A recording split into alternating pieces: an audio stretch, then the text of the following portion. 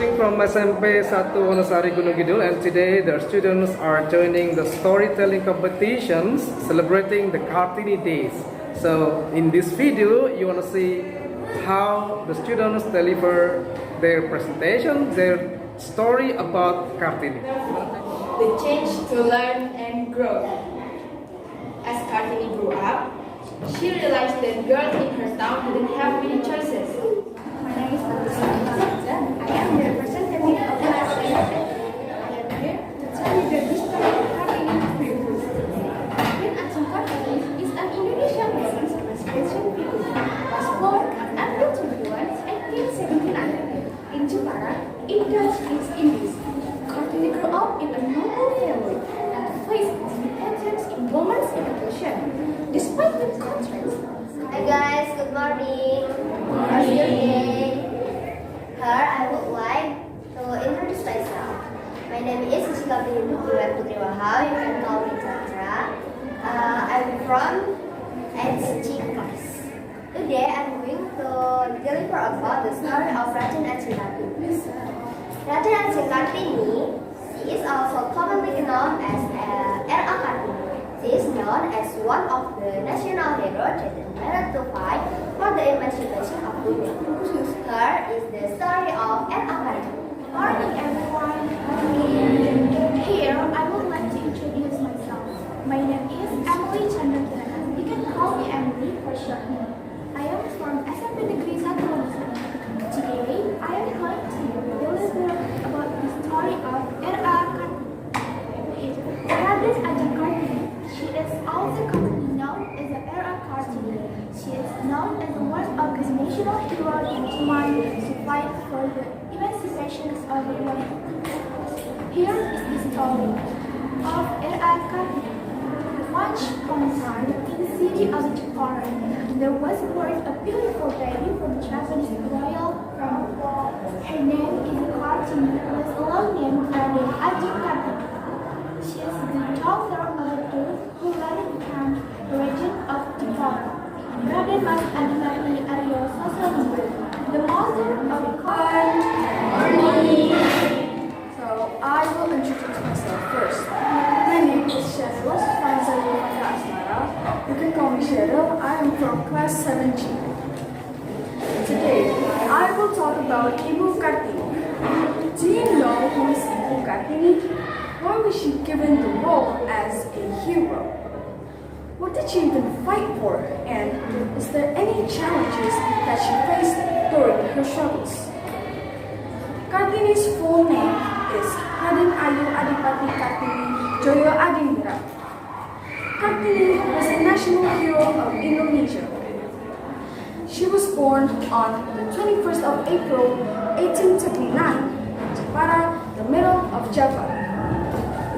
She attended in the Netherlands Elementary School and wanted to proceed in higher education. But at that time, women were not allowed to access higher education like men can. My name is Afinda Raisya Putri. People usually call me Raisya. I want to tell you about Raden Ajeng Kartini. Do you know about Raden Ajeng Kartini? I think all of you know about Raden Ajeng Kartini. She is our idol and our hero. Do you agree if she is our idol? Well, let me begin the story. Once upon a time, in the city of Jepara, there was born a beautiful baby from Japanese royal family. Her name is Kartini, who has a long name, Raden Ajeng Kartini, or sometimes known as Raden Ajeng Kartini. Was a family of Japanese and an Indonesian hero. Kartini was a pioneer in the area of women's rights for Indonesia. She struggled to change the women's rights be like now. You should be proud to have figure Kartini because she has been fight for women's rights. She is different with the other heroes because she not struggle with guns. She struggle with her team. Kartini is a brave woman, smart, brave and strong. My name is Farah Chandra. I will tell you a story about Raden Ajeng Kartini is known for her letters about women emancipation and the spirit of progress through education. The following of her story. Kartini was born on April 21, 1870 in Mayo, Argentina.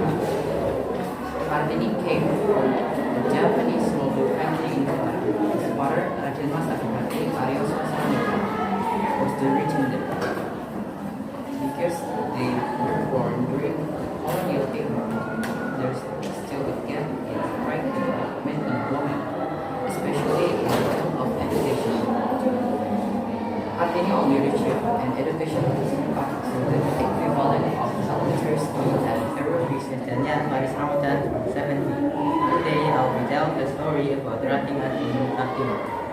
Raden Ajeng Kartini is often known as Era Kartini. He is a national hero of the emancipation of the women.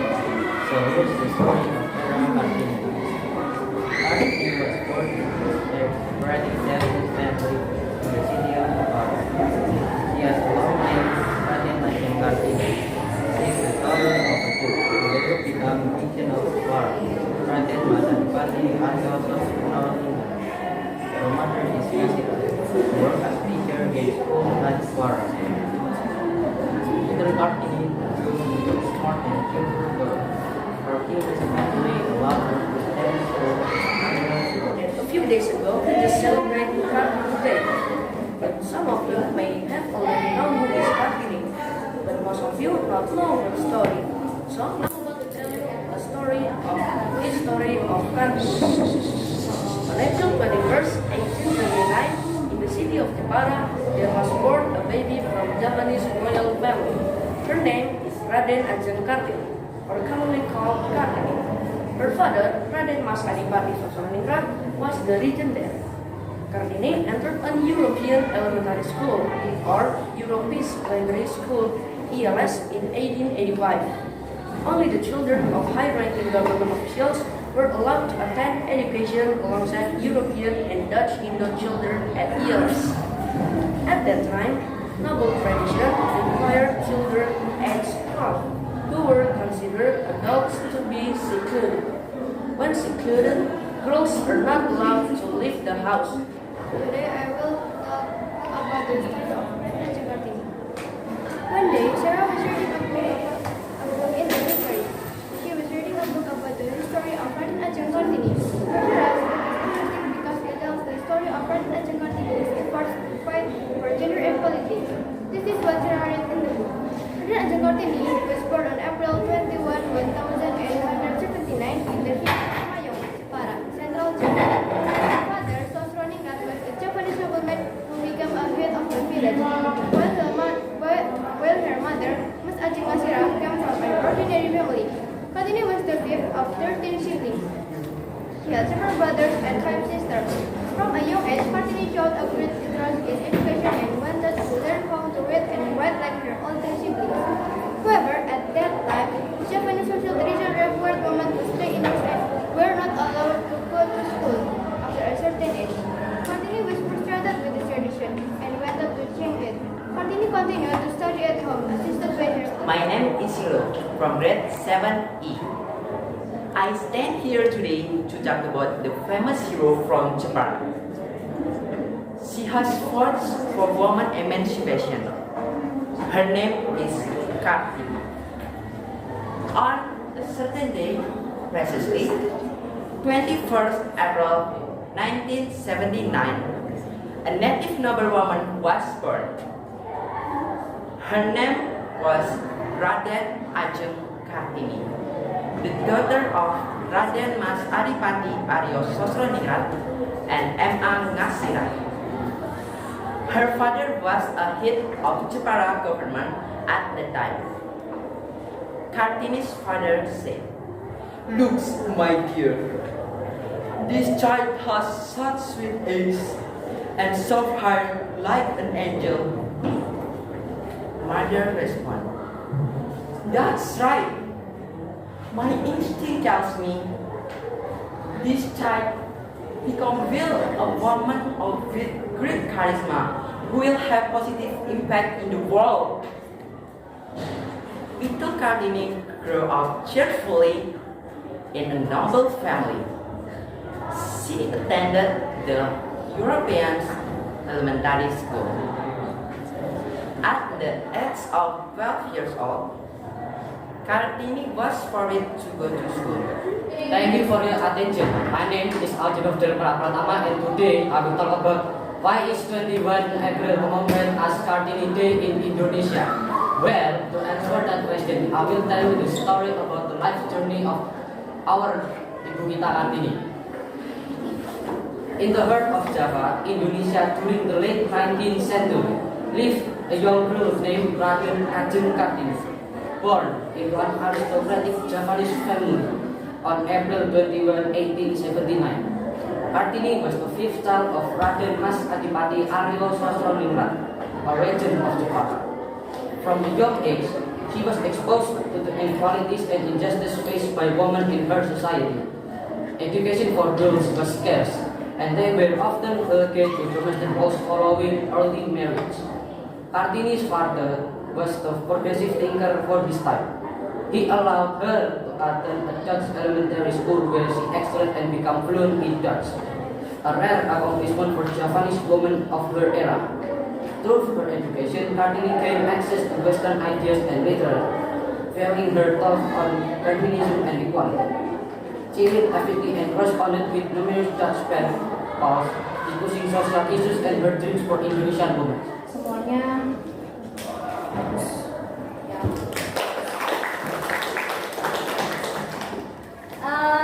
Tetapi ada catatan kecil yang perlu kalian perhatikan supaya nanti ketika kita mengadakan seleksi lagi itu bisa lebih diperhatikan, bisa lebih ditingkatkan, sehingga siapa tahu nanti dari sekolah kemudian dikirim ke kabupaten itu supaya kita tahu ya namanya seperti apa. Sebaiknya kalian itu jangan teks oriented. Kalau bisa harus itu dihafal ya, about Indonesia. Ya. Kan kita ini bercerita, ya Pak? Kita bercerita. Asik nggak kalau berceritanya teksnya begini, gitu. Terus nggak ada eye contact-nya. Ini intonation and gesture ya. Di situ tadi ada poin yang mengenai gesture. Jadi storytelling itu kita kan menceritakan sesuatu pada orang lain. Jadi ceritakanlah bagaimana how you deliver the story. Biar enak tuh gimana. Miss melihat banyak bibit di sini, tetapi kurang diasah. Banyak bibitnya. Tadi Miss lihat yang maju-maju banyak bibitnya, tetapi hanya kurang diasah, hanya kurang dilatih.